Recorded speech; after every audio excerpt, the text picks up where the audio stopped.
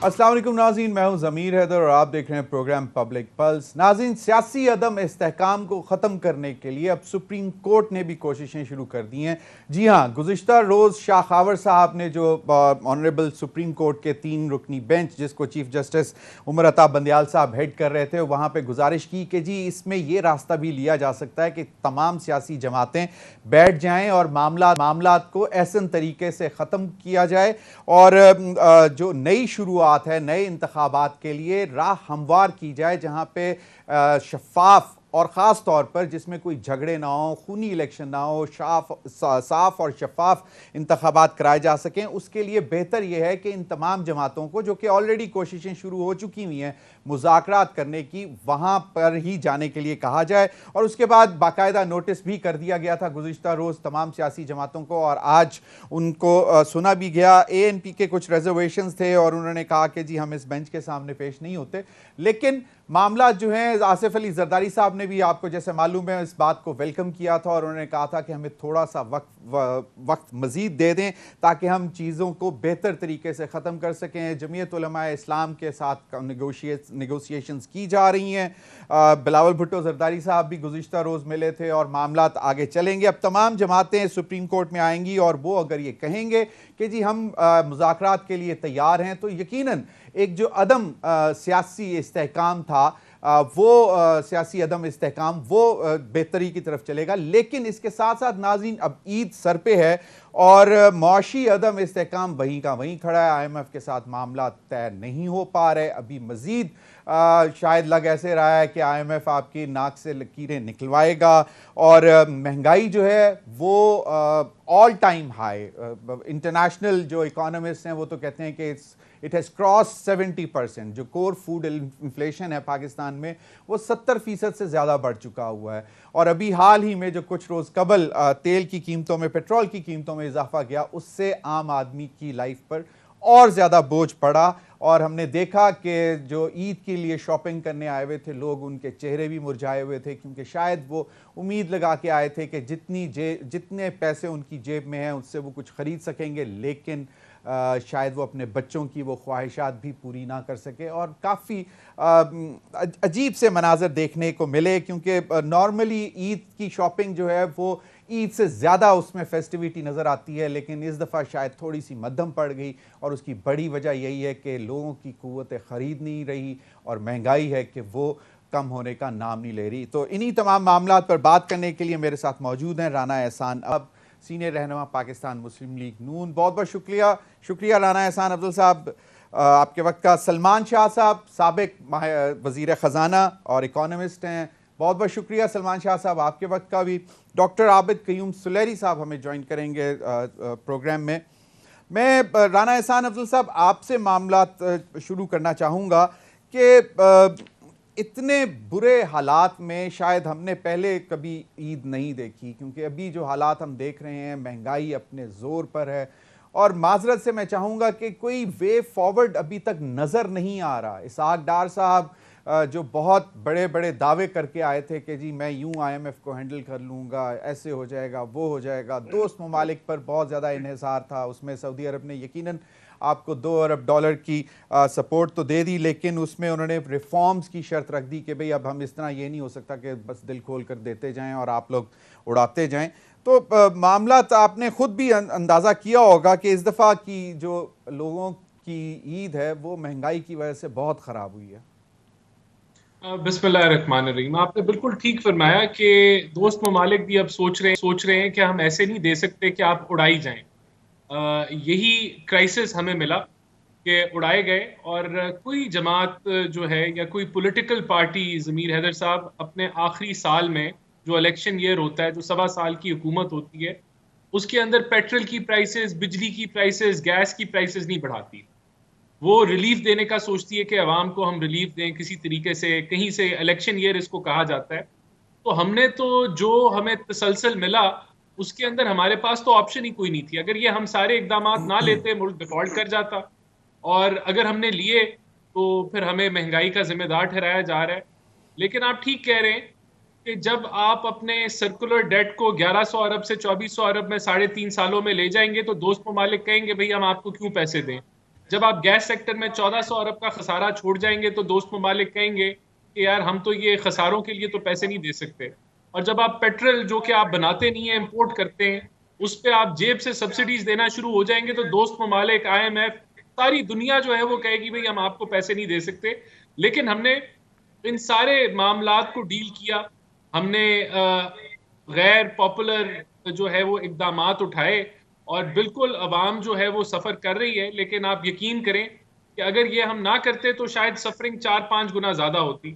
Positive मैं आपको बता देता हूँ क्या हुआ है। पॉजिटिव ये हुआ है कि बगैर क्या कहते हैं, हमारा जो करंट अकाउंट डेफिसिट है वो पिछले महीने सरप्लस पे चला गया है, $650 मिलियन की तकरीबन सरप्लस पे गया है।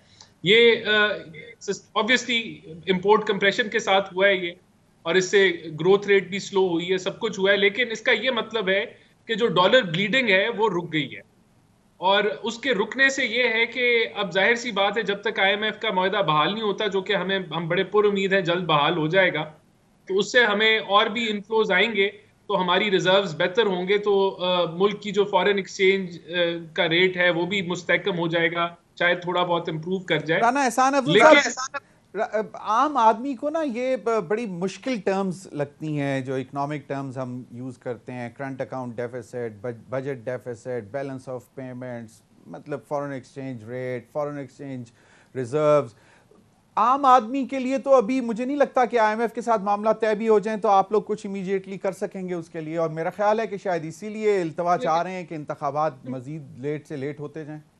देखें, ये रिलीफ है कि अगर जो मुमकिना तौर पर रिलीफ बिस्प के जरिए दी जा सकती थी, जो हमने ये सस्ता आटा स्कीम की, ये वो मेजर्स हैं। इतने उस हद तक तो ये फाल नहीं होते मेजर्स, लेकिन किसी हद तक जो बिल्कुल जो मुतासिर तरीन तबका होता है उसको आप रिलीफ पहुंचाते हैं। दूसरा देखें, जब हमने प्राइसेस इंक्रीज की गैस की, तो हमने कोशिश की कि जो उसमें स्मॉल कंज्यूमर है या जो लो इनकम ग्रुप है जिसकी उधर वहां रेट्स ना बढ़ाएं। तो यही रिलीफ्स हैं जो आगे आप दे सकते हैं। आपको अपनी चादर फैला के आगे चलना होगा, अपनी इंपोर्ट्स को इक्वेट करना पड़ेगा रेमिटेंसेस एक्सपोर्ट्स के साथ, वो हम कर रहे हैं। लेकिन अब वो भी इंपोर्ट्स को जिस तरह आपने रेगुलेट किया, इतनी हैवी ड्यूटीज लगा के, और उसके बाद फिर इंपोर्ट बिल तो कम हुआ लेकिन रेवेन्यू उतना ही कम हो गया, वो भी एक नुकसान उठाया, और उसके ऊपर अब दोबारा रिविजिट किया जा रहा है कि क्या स्ट्रेटेजी होनी चाहिए।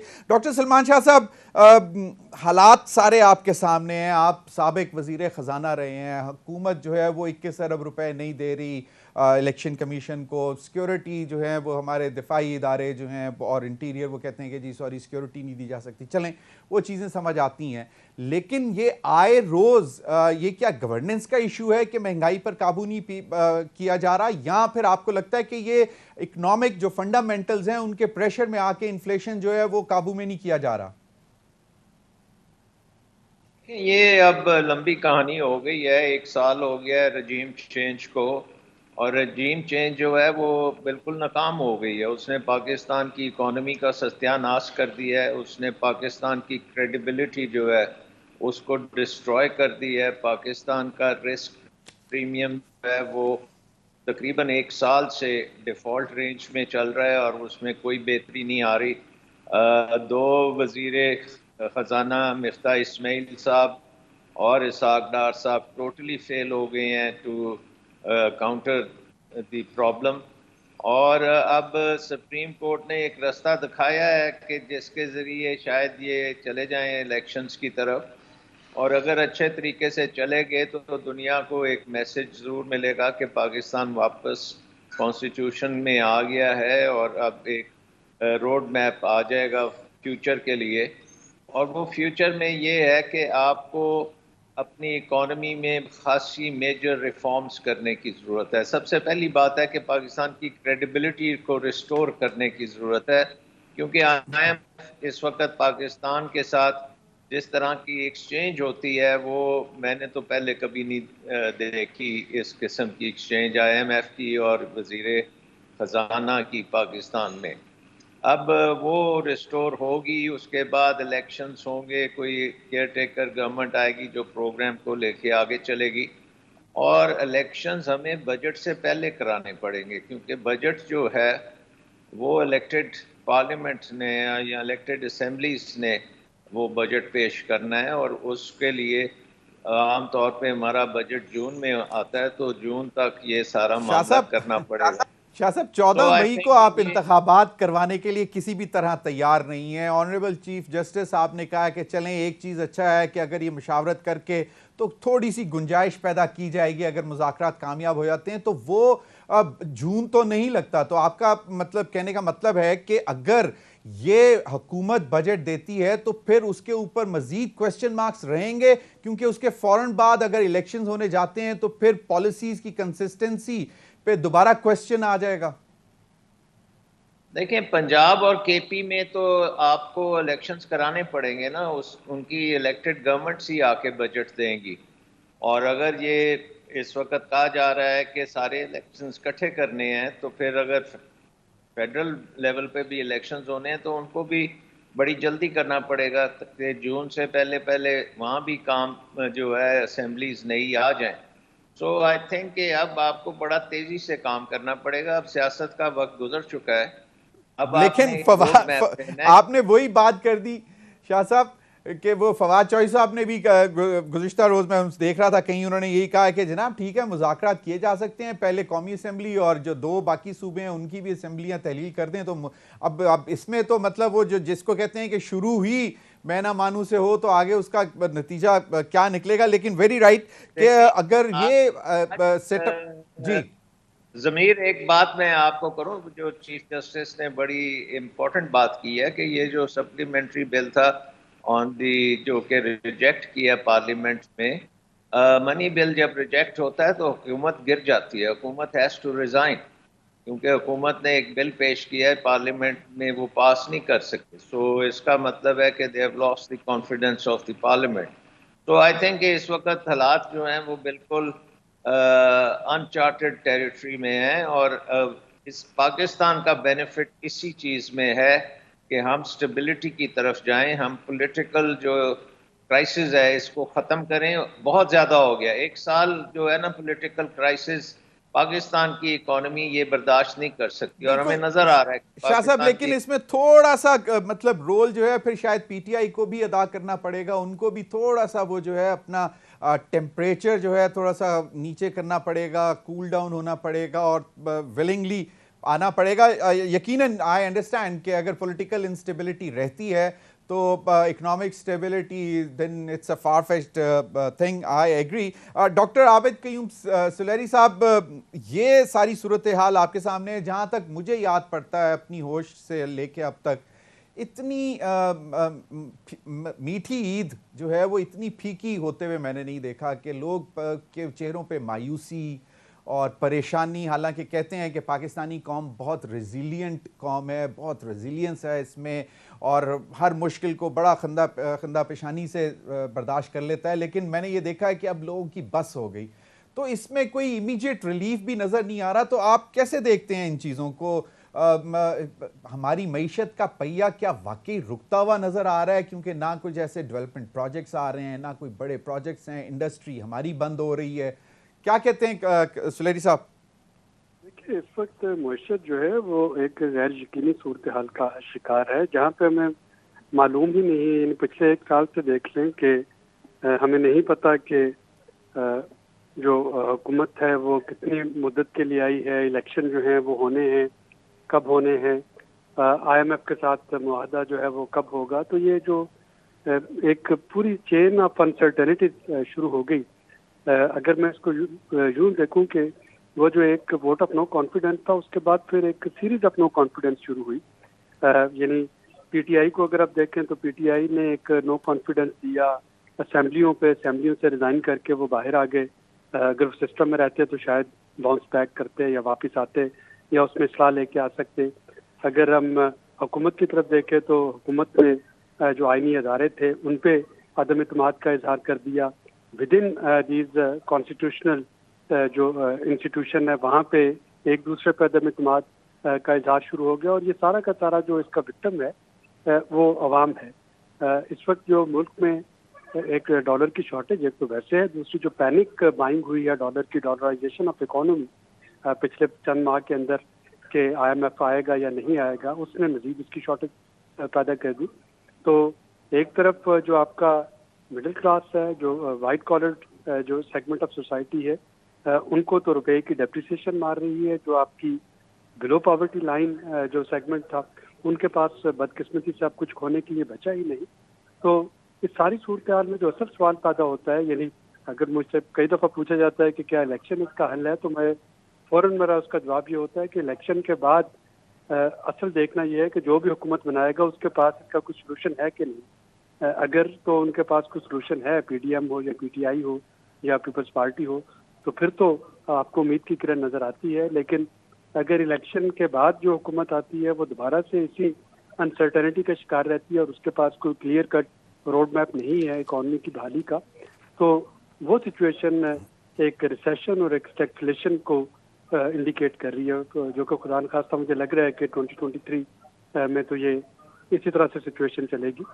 इस वक्त इनफॉर्मल इकॉनमी है जो शायद पाकिस्तान को बचा रही है, जो अनडॉक्यूमेंटेड इकॉनमी है, कि हमें खुशकिस्मती से उस तरह के हालात नज़र नहीं आ रहे जो कि श्रीलंका में इस स्टेज पे आने शुरू हो गए थे। और अब देखना यह है कि ये कितना अर्सा हम इस तमाम सूरत हाल में रेजिलिएंट रह सकते हैं। सही। डॉक्टर सुलेरी साहब, आपने मुझे एक बात याद करा दी जब आपने कहा कि इनफॉर्मल इकोनॉमी है जिसकी वजह से हम शायद सस्टेन कर रहे हैं, जिसको एक आम लोग जो हैं पैरेलल इकोनॉमी भी कहते हैं। मुझे याद आ गया जब वी वर गोइंग न्यूक्लियर, तो मैंने उस वक्त सरताज अजीज साहब से पूछा, मैंने कहा जी मतलब आपके पास तो 300 कुछ मिलियन डॉलर के रिजर्व्स हैं और India went nuclear with over $16 billion reserves, और तो हम तो $1 बिलियन भी नहीं है। तो उन्होंने कहा कि चलते हुए उन कॉरिडोर में हम जा रहे थे, तो उन्होंने कहा कि फिक्र ना करो, एक चीज़ होती है पैरेलल इकोनॉमी और हमें वो बचा जाएगी। तो अगर है ऐसा तो पता नहीं, लेकिन उसमें से कितना लोग मार्केट में डाल रहे हैं वो एक क्वेश्चन रहेगा, क्योंकि लोग अभी भी खौफज़दा हैं कहीं पे इन्वेस्ट करते हुए इंडस्ट्री में या किसी और सेक्टर में। तो एक तरह से स्टैग्नेशन आई हुई है, इस पर भी मजीद बात करेंगे। नाज़रीन, अभी वक्त हुआ है ब्रेक का, बाद हम थोड़ा सा जायजा लेंगे, क्योंकि आलमी बैंक की वर्ल्ड बैंक ने भी कह दिया है कि पाकिस्तान की इकोनॉमी को संगीन चैलेंजेस का सामना है, और फिर जो बड़ी लार्ज स्केल मैन्युफैक्चरिंग यानी लार्ज स्केल इंडस्ट्री है उसमें बहुत हैवी डिप आई है और जुलाई टू फरवरी, उसका भी जायजा लेंगे। और क्या ये सारी चीज़ें अगर इसी तरह मल्टीप्लाई होती रही तो फिर चाहे IMF आ भी जाए या इंतखाबात हो भी जाएं तो आम आदमी को इमीडिएट रिलीफ मिलेगा या नहीं मिलेगा? ब्रेक के बाद। वेलकम बैक नाज़रीन, जहां पॉलिटिकल स्टेबिलिटी लाने के लिए अब सुप्रीम कोर्ट ने भी कोशिश की। आज तमाम सियासी जमातों के लोगों को भी बुलाया गया और कहा गया कि जी 5 दिन हैं, ईद की छुट्टियों में मुशावरत करें, लेकिन 14 मई ये ना समझिएगा कि ये ऑल्टरनेट कोई आप दे देंगे। लेकिन अगर आप लोग किसी मुज़ाकरात के नतीजे में किसी एक मुत्तफ़िका तारीख पर पहुंचते हैं या इत्तफाक करते हैं किसी चीज़ पर, तो गुंजाइश पैदा की जा सकती है। लेकिन इसके साथ साथ मौशी अदम इस्तेहकाम जो है उस पर काबू पाना आते नज़र नहीं आ रहे। और वर्ल्ड बैंक ने एक और रिपोर्ट में ये भी कह दिया था कि 2025 तक करंट अकाउंट जो डेफिसिट है, महंगाई और जो पाकिस्तान की डेट पेमेंट्स हैं, उसका बोझ जो है वो मज़ीद बढ़ेगा। तो राना एहसान अफजल साहब, आपने कहा कि आप लोगों ने अपना पॉलिटिकल कैपिटल लूज़ किया है, मतलब रियासत को बचाने के लिए, मईशत को खड़ा करने के लिए और जो टफ मेजर्स लिए। तो अगर वर्ल्ड बैंक की रिपोर्ट देखी जाए तो ये तो फिर आप लोगों को अगले 1-2 साल लग जाएंगे रियासत को बचाने में ही। सियासत तो चलें आपकी फिर बहुत पीछे चली जाएगी। अगले जो साल हैं, आने वाले साल इकोनॉमिकली बहुत टफ है पाकिस्तान के लिए। आपका जो डेट की पेमेंट है वो 22-23 अरब डॉलर से लेके 25-26 अरब डॉलर तक की है सालाना। उसके बाद आप सालाना डॉलर जो आपने डेट रिटर्न करना है हर साल, फिर उसके ऊपर आप करंट अकाउंट को अगर मिनिमल भी आप खींच के रख लें तो 5-6 अरब डॉलर का रखें, तो ये तकरीबन 30 से अरब डॉलर से 35 अरब डॉलर का आपको जो है वो डॉलर्स को रेज करना है हर साल। तो ये बड़ा मुश्किल इक़दाम है, और इसके लिए जिस तरह अभी डॉक्टर साहब कह रहे थे, आपको जो है हर सेक्टर में जाके आपको रिफॉर्म्स करने की ज़रूरत है। आपको जहां आप सब्सिडीज़ आप एक ऑल अक्रॉस दे रहे होते हैं, वहां आपको रीथिंक करना पड़ेगा सब्सिडीज़ को भी। तो ये बड़े मुश्किल मामलात हैं, और इसके अंदर डेफिनेटली जो मैं समझता हूं कि अगर पॉलिटिकल इंस्टेबिलिटी रही, पॉलिटिकल इंस्टेबिलिटी तो छोड़ें, यहाँ तो जो है वो जुडिशियल इंस्टेबिलिटी भी है, और फिर नहीं एस्टेब्लिशमेंट खैर, की वो भी तो अब चीजें इंस्टेबिलिटी है। बेहतरी की तरफ तो चल रही हैं। देखिए, अब इस तरह तो ना नहीं करें कि हर चीज पे बेहतरी आप इतना बेहतरी बड़ा की तरफ डिसीजन तो के जी चलें, गुंजाइश निकालते हैं, आप लोग बैठ के मुज़ाकरात करें तो आगे चलते हैं। देखिए, मुल्कों में ना trichotomy of power, separation of power बहुत एस्टेब्लिश्ड है। वहाँ लेजिस्लेटिव, एग्जेक्टिव और फिर आपका जो जुडिशरी का रोल है बड़ा। यहाँ तो जो है वो रोल इतने ब्लर हैं कि पता ही नहीं चलता कि कौन किसके रोल इख्तियार कर लेता है। तो ये मामलात अगर चले तो ऑब्वियसली जो इकोनॉमिक सिचुएशन है वो तो नहीं हैंडल होने लगी। तो इसके लिए मैं समझता हूँ कि जो पॉलिटिकल स्टेक होल्डर्स हैं उनको सर जोड़ के बैठना चाहिए। उनको जो एक दूसरे को जो गिराने का जो एक इकदाम जो देखने में आ रहा है, और जो पोलराइजेशन है उसमें कमी आएगी तो कोई बेहतरी होगी। Election is not a solution. आप इलेक्शन ले आए और यही सियासत होती रहे पेट्रोल की प्राइसेस के ऊपर, अगर सियासत होती रहे गैस की, बिजली की प्राइसेस के ऊपर, तो फिर तो कुछ वो हासिल तो नहीं होने कुछ हो लगा ही नहीं रहा हमें। राना एहसान अफजल साहब, हम तो देख ही नहीं रहे। कोई महंगाई के खिलाफ मार्च नहीं हो रहा, कोई महंगाई के खिलाफ सियासी जमात, वो तो लगे हुए कि जी बस इंतखाबात हो, मतलब बस हमें पावर में आए तो हम फिर आगे मामला बेहतर करेंगे। तो बस डॉक्टर सलमान शाह साहब, यकीनन सिचुएशन बहुत ब्लीक है। आलमी बैंक, वर्ल्ड बैंक कह रहा है कि 2025 तक जो है आपके ऊपर अभी मजीद बोझ बढ़ेंगे। हम क्या कहीं पे कोई गवर्नेंस के इश्यूज भी आपको नजर आते हैं कि चलो ठीक है, बहुत ही मुश्किल हालात हैं, बहुत ही बुरे इकोनॉमिक इंडिकेटर्स हैं, लेकिन कहीं पे आपको लगता है कि इसमें कहीं बेहतरी हो सकती थी? अगर गवर्नेंस का कोई इशू आपको नजर आता है कि अगर गवर्नेंस बेहतर होती तो? देखिए, बहुत से इश्यूज हैं, बट सबसे बड़ा इशू करंटली जो है ना, वो पाकिस्तान का रिस्क प्रीमियम है, और इस पे हमें फोकस करने की ज़रूरत है। देखें, पाकिस्तान ने ये जितने कर्जे राना साहब कह रहे हैं वापस करने हैं, ये रीशेड्यूल नहीं, ये रीफाइनेंस होने हैं। जब भी ये ड्यू होंगे उस वक्त आपको इनको दोबारा से नए कर्जे लेने पड़ेंगे, क्योंकि वापस आप नहीं कर सकते, और कोई भी नहीं करता बेसिकली। आपका क्रेडिट रेटिंग ऐसी होनी चाहिए कि आप इनको रीफाइनेंस कर सकते हैं। इसलिए ये बहुत ज़रूरी है कि हम अपना रिस्क प्रीमियम को नीचे लेके आए। नीचे लाने का एक ही तरीका है, पॉलिटिकल स्टेबिलिटी। इस हुकूमत ने पाकिस्तान की पॉलिटिकल स्टेबिलिटी तबाह करके रख दी है। ये ऐसे है जैसे गुल्ली डंडा खेल रहे हैं पाकिस्तान की पॉलिटिकल स्टेबिलिटी के साथ, और उसके फीते उड़ा दिए, और इस हद तक चले गए हैं कि कॉन्स्टिट्यूशन को वायलेट कर दिया है, हर चीज़ को, इंस्टीट्यूशंस को तबाह कर दिया है। तो अब इसको वापस लाना पड़ेगा, और ये पहला स्टेप जो है, ये इंस्टेबिलिटी को ख़त्म करना है।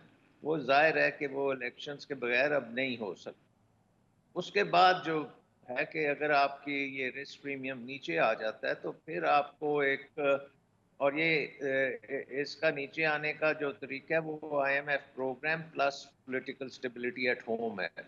तो आईएमएफ प्रोग्राम आपको साथ साथ रखना पड़ेगा, क्योंकि उसके साथ दूसरी फाइनेंसिंग भी आती है, और आपको फाइनेंशियल जो है ब्लॉक अगर लगेगा तो पाकिस्तान को नुकसान पहुंचेगा। तो सही। फाइनेंशियल फ्लोज को आपने मेंटेन करना है। उसके बाद आपने ये जो गवर्नेंस के इश्यूज हैं, ये सारे इश्यूज सामने आएंगे। सबसे बड़ा इशू आपका बिजली का निज़ाम है। बिजली का निज़ाम हमारी सियासत ने बुरी तरह इसको तबाह किया है। बिल्कुल, पहले डैम को पिल्फरेशन करने है, दिए, थेफ्ट है, we understand, line losses, distribution losses, क्योंकि इसको रिफॉर्म ही नहीं किया गया। इसकी जो सबसे बड़ा प्रॉब्लम है वो ये है कि बिजली हमने इंपोर्टेड बिजली बना दी है। डैमों की बिजली को हमने आईपीपीस के साथ रिप्लेस किया है। फ्यूल जो है वो इंपोर्टेड हमने कर दी एग्जैक्टली। है, और ये अब एक इनवर्ड लुकिंग इकोनॉमी है हमारी, उसके लिए ये बट निज़ाम बिल्कुल सस्टेनेबल है ही नहीं है। डॉक्टर आई सलमान मीन शाह ये साहब, ये तो फिर मामला जो है बहुत पीछे तक जाते हैं, पिछले 30-35 साल, मतलब किसी ने इस तरफ तवज्जो नहीं दी, बहुत ही जी ये हाफ सबसे हार्टेड। पहला, as far as the power sector is concerned, I think ये उस दिन हुआ था जिस दिन हमने फैसला किया था कि हम और डैम नहीं बनाएंगे, और बिजली हम हाइड्रो, आपको याद है कि 70% हाइड्रो होती थी, बिल्कुल उस टाइम हमने टाइम था जी। अब 70% ये इम्पोर्टेड फ्यूल है। इम्पोर्टेड फ्यूल है तो बिल्कुल। ये आपने इक्वेशन गलत इक्वेशन बना दी और इसका बड़ी खमियाजा भुगतना पड़ेगा। सोलर पे जाना पड़ेगा, थर्कोल, सोलर एंड हाइड्रो, ये बिल्कुल तीन कल ही हैं। प्राइम मिनिस्टर ने सोलराइजेशन के प्रोजेक्ट के ऊपर जो है मीटिंग भी चेयर की। अब उस पर देखते हैं कितना तेजी से काम होता है। डॉक्टर आबिद सुलेरी साहब, चीज़ें यकीनन मैं अगेन वही सवाल आपके सामने भी रखूंगा कि कोई ऐसा है कि एडमिनिस्ट्रेटिवली चीज़ों को या गवर्नेंस के बेहतर गवर्नेंस के ज़रिए कुछ आसानियां पैदा करने की कोई गुंजाइश है इस वक्त, जितने भी हमारे इकोनॉमिक इंडिकेटर्स हमें बता रहे हैं इसमें, या बस बिल्कुल समझ ले आवाम के जी नथिंग डूइंग, अगले 2 साल तक तो आप बस इसी महंगाई के नीचे दबते रहेंगे और इसी तरह आपके कर्जे बढ़ते रहेंगे और कोई इमीडिएट रिलीफ आपको नजर नहीं आएगा? ज़मीर, अभी इमीडिएट रिलीफ जो है उसकी गुंजाइश कोई भी हुकूमत हो फिलहाल तो किसी के पास भी नहीं होगी। लेकिन अगेन हमें क्रेडिट देना चाहिए जो इंडिविजुअल फिलैंथ्रोपी है। मेरा ख्याल है कि ये इंडिविजुअल फिलैंथ्रोपी हर जो यहाँ पे पाकिस्तानी है वो अपनी हैसियत के मुताबिक अपने से कम हैसियत वाले लोगों की भरपूर इमदाद जो है वो कर रहा है। और ये चीज़ जो है ये हमें बचाती चली आ रही है। एक सोशल अनार्की आपको उस तरीके की खुदा न खास्ता नज़र नहीं आ रही जो कि इकॉनमी की स्टेजेस पे बाकी दुनिया में आपको नज़र आनी शुरू हो जाती है। आप आज भी देखें तो जो कंजम्पशन लेवल है उसमें फ़र्क नहीं आया। और ये थोड़ा सा डराती भी है मुझे कि हमें ये जो फॉल्स सेंस ऑफ सिक्योरिटी है, false sense of economic security है, ये कहीं हमें न ले डूबे। क्योंकि अभी तक हमने ना तो अपना एनर्जी कंजम्पशन पैटर्न जो है मुनासिब को हम उसको कम करने की कोशिश की, ना हमने बाकी जो कंजम्पशन हैं उनको किसी तरीके से कम करने की कोशिश की। आप रमज़ान में कंजम्पशन देख लें, अभी के 4-5 रोज़ होंगे इसकी फेस्टिविटी को आप देख लीजिएगा। तो एक तरफ तो जो इस कौम की रेजिलियंस शो करता है, लेकिन दूसरी तरफ ये एक वल्नरेबिलिटी भी शो कर रहा है। अब इन द लॉन्ग रन जो हमें मीडियम रन जो हमें देखना है, जो एक सेक्टर जिस पे फोकस किया जा सकता है वो एग्रीकल्चर है। कि अगर हम एग्रीकल्चर पे फोकस कर पाएँ, कम से कम वो जो फूड सस्टेनेबिलिटी है, फूड सॉवरेनिटी है, उसको इंश्योर कर सकें और जो फूड इंपोर्ट्स हैं उस पर रिलायंस थोड़ी सी कम हो सके, तो ये जो भी हुकूमत होगी ये उसको एक माइलेज प्रोवाइड करेगी। और सेकंड, ये हमारा एग्रीकल्चर सेक्टर ही है जो कि आपकी एक्सपोर्ट बेस बनाता है, खा वो कॉटन है या वो ऑरेंजेस हैं, वो मैंगोज है, वो राइस है। आप जो भी हमारी एक्सपोर्ट है, इवन टेक्सटाइल कॉटन डिपेंडेंट है। तो एग्रीकल्चर जो है वो इस वक्त हुकूमत की और आने वाली हुकूमत की, इलेक्शन के बाद जो भी हुकूमत आती है वो उसकी प्रायोरिटी जो है वो रहनी चाहिए। उसमें अगर जॉब्स होती हैं तो आपकी जो रूरल टू अर्बन माइग्रेशन है, जो शहरों की तरफ एक मैसिव बहाव आता है पॉपुलेशन इन्फ्लक्स का, वो भी कम होगा। और देहातों में अगर पॉवर्टी कम होती है तो जाहिर है कि उसकी क्रिटिकल माइलेज जो है वो भी मिलेगी हुकूमत को। अगर हम इंडस्ट्री को देखते हैं तो इंडस्ट्री शायद अभी 1.5 साल आपको बहुत ज़्यादा चांसेस नहीं है इंडस्ट्री की रिवाइवल के। इसी तरीके से अगर हम सर्विसेज सेक्टर को देखते हैं तो सर्विसेज सेक्टर डिपेंड करता है आपकी इस वक्त इनकम लेवल से। इनकम लेवल अगेन उसका लिंक आप एग्रीकल्चर से जोड़ सकते हैं। तो एग्रीकल्चर वेरी राइट। इस वक्त ये भी हमें पहली दफा देखना पड़ा पिछले 1-2 सालों में, कोई 10 अरब डॉलर की आपने गंदम, चीनी, डिफरेंट चीज़ें इंपोर्ट करनी पड़ी आपको। और मेरे ख्याल में रीजनल ट्रेड पे भी अब दोबारा फोकस करना पड़ेगा, क्योंकि अगर आपने, ठीक है आप अपनी इंपोर्ट्स अगर ये ना फूड आइटम्स की कम नहीं कर सकते, लेकिन कम से कम उसकी प्राइस जो है वो आप अगर कहीं अच्छा नेगोशिएट कर लें रीजन में नेबर्स के साथ, तो बस भी मामला बेहतर हो सकते हैं। नाज़रीन, इस पर मजीद भी बात करेंगे, वक्त हुआ एक ब्रेक का, हमारे साथ रहे।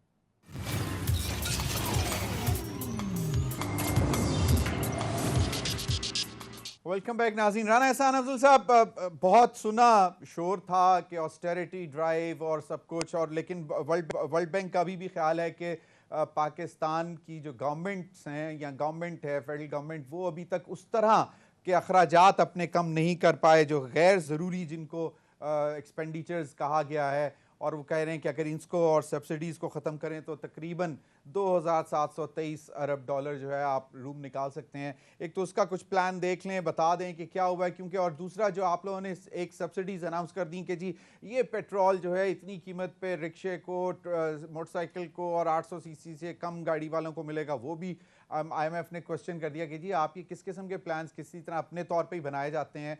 तो वो भी क्या रिलीफ अब वो बिल्कुल अब सर्द खाने में चला गया या उस पर काम हो रहा है? उसके ऊपर मेरे पास जो लेटेस्ट इंफॉर्मेशन तो नहीं है, लेकिन जो आखिरी मुझे पता है वो यही है कि उसमें IMF के साथ डेटा उन्होंने शेयर कर रहे हैं कि वो किस तरीके से लॉन्च हुकूमत करना चाह रही है। ये कि IMF उसका गो हेड देती है या नहीं, ये मुझे इसके ऊपर अपडेट नहीं है। लेकिन देखिए, आप ठीक कह रहे हैं, ऑस्टेरिटी तो असल तो शुरू होगी जब आप जो 200 कंपनीज हैं जो हुकूमत पाकिस्तान चला रही है, जिसका कोई काम नहीं है कि वो चलाए, जब आप उसको प्राइवेटाइजेशन की तरफ लेके जाएंगे तो तब वहां से जो है हुकूमत का साइज और बोझ जो है वो कम होगा। फिर जिस तरह पावर सेक्टर का जिक्र किया गया, आप और मामलात हैं तो उनके ऊपर ये सारे वो हैं कि चीजें जो इस वक्त मैं समझता हूं कि प्राइवेटाइजेशन के लिए भी आपको इंटरेस्ट चाहिए है प्राइवेट सेक्टर का कि वो इन्वेस्ट करे गवर्नमेंट की कंपनीज के अंदर या उनको प्रोक्योर करे। तो वो इस वक्त तो जो है वो मैं समझता हूं कि जहां एक कह लें कि आग लगी हुई है और फायर फाइटिंग हो रही है, ये माहौल शायद अभी इतना फेवरेबल ना हो हमारी, लेकिन कोशिश होती है कि हम प्रोजेक्ट्स जो हैं वो पिच करें मिडिल ईस्टर्न ममालिक को, जहां इस वक्त एपेटाइट है कि वो इन्वेस्टमेंट्स जो हैं वो बैरून मुल्क करें। राना लेकिन आप एहसान, ठीक कह रहे हैं। राना साहब एक जनरली ये कहा जाता है कि अगर कोई एक चीज मतलब मतवातर से आप नुकसान उठा रहे हो तो वो ₹1 भी बेच दें तो वो अच्छा होता है, कम से कम वो जो ब्लीड हो रहा है वो नहीं होगा। लेकिन हमने देखा कि पूरे एक साल में एज सच कोई बड़ा इनिशिएटिव नजर नहीं आया कि कैबिनेट कमेटी ऑन प्राइवेटाइजेशन पे मीटिंग्स हो रही होती, प्राइवेटाइजेशन बोर्ड की मीटिंग्स हो रही होती, कोई पिच करने की बात हो रही होती। नहीं नहीं नहीं बिलावल साहब ने हो, बहुत दौरे किए बाहर, कोई रोड शो कर रहे होते कि जी हमारे पास ये है, सिल्वर है, फैमिली सिल्वर है, लेकिन हम बेचना चाहते हैं उस पर, या जेवीज की बात हो रही होती। तो वी मिस्ड ऑन दैट। कोई पिछले एक साल में नहीं नहीं मुझे नजर नहीं आया। नहीं, लेट मी कंफर्म एंड मैं आपको बताऊं कि बड़ा एफर्ट किया गया। कतरियों को जो है वो सही। बहुत सारे प्रोजेक्ट पिच किए गए जिसमें LNG था, एयरपोर्ट का जो है वो मैनेजमेंट का इट इज मूविंग फॉरवर्ड। तो उसके अलावा और भी कोल से रिलेटेड भी, बलूचिस्तान से रिलेटेड भी उनको भी पिच किए गए, सऊदीज को पिच किए गए, UAE को पिच किए गए। तो उसके अंदर कुछ में उनका इंटरेस्ट भी उन्होंने शो किया, तो बट उनके ऊपर अगेन द मामला पॉलिटिकल इंस्टेबिलिटी मेरे ख्याल में आपने भी कहा, और फायर फाइटिंग भी बिल्कुल। सलमान शाह साहब, आपको क्या लगता है कि इसहाक डार साहब आने वाले कुछ दिनों में बजट से पहले हम लोग IMF के साथ डील क्रैक कर जाएंगे? मुश्किल लग रहा है क्योंकि जो सिग्नल्स आ रहे हैं बातचीत से तो वो अभी तक डिफरेंसेस नजर आ रहे हैं। और पाकिस्तानी साइड प्राइम मिनिस्टर तो कह रहे हैं कि ये भी हो गया, सब कुछ हो गया, लेकिन IMF की तरफ से कंफर्मेशन नहीं आ रही।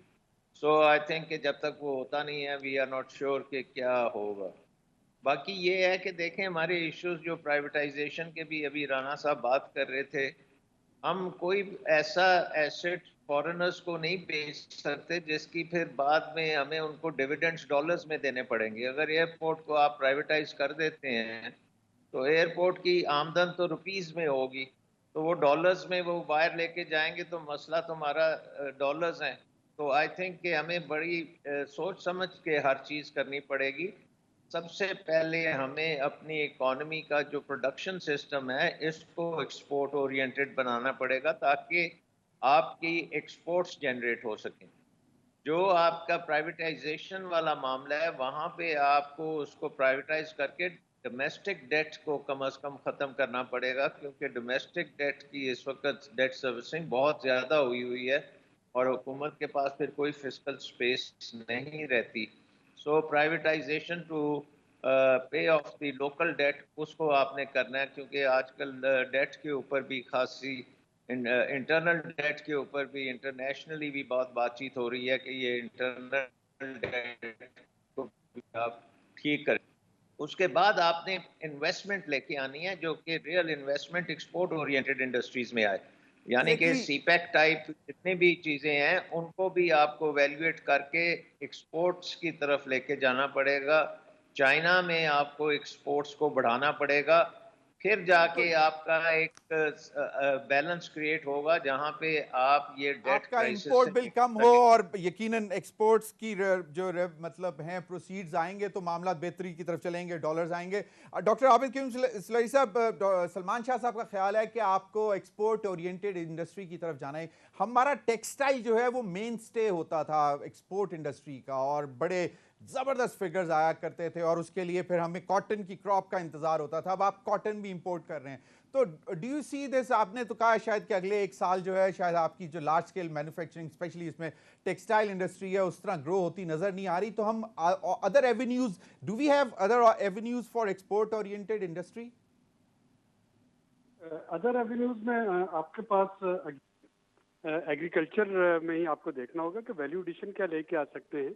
अगर हम कॉटन इंपोर्टेड कॉटन पे भी आ रहे हैं तो क्या उसमें हम एक जेनेरिक जो है वो जीन्स बनाने की बजाय कि जो स्पेसिफिक ब्रांड्स हैं क्या हम उनके वैल्यू चेन में कोई एडिशन कर सकते हैं। वही जीन है अगर वो बगैर ब्रांडेड लेबल के है तो आपकी $10 की एक्सपोर्ट हो रही है, अगर वो ब्रांडेड है तो वही $50 $60 की एक्सपोर्ट हो रही है। तो इस वक्त आपकी नीश जो है वो कंपेटिटिवनेस इसमें इंक्रीज करना है। क्वांटिटी इंक्रीज करना जो है वो शायद ना तो पॉसिबल है इस तरह की रिसेशन और इस तरह की स्टैग्फ्लेशन में, ना वो शॉर्ट टर्म में अचीव होगी। लेकिन जो कुछ हम कर सकते हैं उसमें हम क्या वैल्यू एडिशन कर रहे हैं। True, rice very right, very right doctor Abid Qayyum Suleri sahab. और इसमें बांग्लादेश हमें पीछे छोड़ गया और वो आगे चला गया, हालांकि वो कहीं पर एग्जिस्ट नहीं करता था, लेकिन फिर हमने देखा कि वो टेक्सटाइल और फिनिश्ड गारमेंट्स और इन चीज़ों में बहुत आगे चला गया। बहुत बहुत शुक्रिया डॉक्टर आबिद क्यूम सुलैही, राना एहसान अफजल साहब और डॉक्टर सलमान शाह साहब। नाज़रीन, अब तक के लिए इजाज़त दीजिए, अल्लाह हाफ़िज़।